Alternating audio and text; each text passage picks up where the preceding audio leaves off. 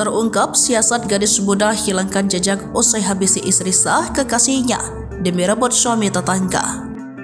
Fitria, 23 tahun, gadis muda di Dusun Lor Polor, Desa Karanggayam, Kecamatan Omben, Kabupaten Gampang, Madura, telah ditetapkan sebagai tersangka yang menghilangkan nyawa Siti Maimunah, 30 tahun tetangganya.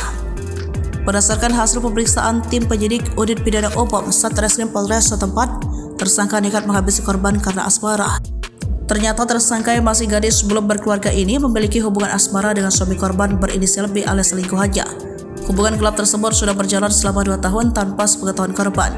Kemudian tersangka merasa iri terhadap korban lantaran dikabarkan suami korban bersama korban akan pindah ke Surabaya. Hal tersebut disampaikan oleh Kasat Reskrim Polres Sampang AKP Sigit Nursio Selasa 16 Januari 2024. Di samping itu, ia memastikan proses penyidikan kasus ini akan terus berjalan mengingat tidak menutup kemungkinan terdapat tersangka lainnya. Untuk keterlibatan suami korban, kami belum tahu, kasus ini masih kita dalami, terangnya. Dalam penyidikan polisi terungkap celurit yang digunakan Fitria untuk menghabisi korban berkali-kali adalah senjata milik kakaknya. Diketahui pemilik celurit itu telah tinggal di Jakarta, adapun celurit berukuran sekitar 60 cm tersebut diamankan polisi, berada di belakang rumah lengkap dengan sarung pengaman yang terbuat dari kulit.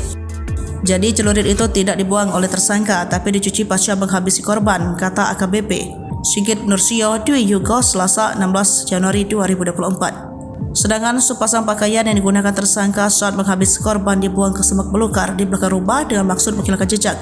Bahkan korban meninggal saat tiba di Puskesmas Omben karena kehabisan darah.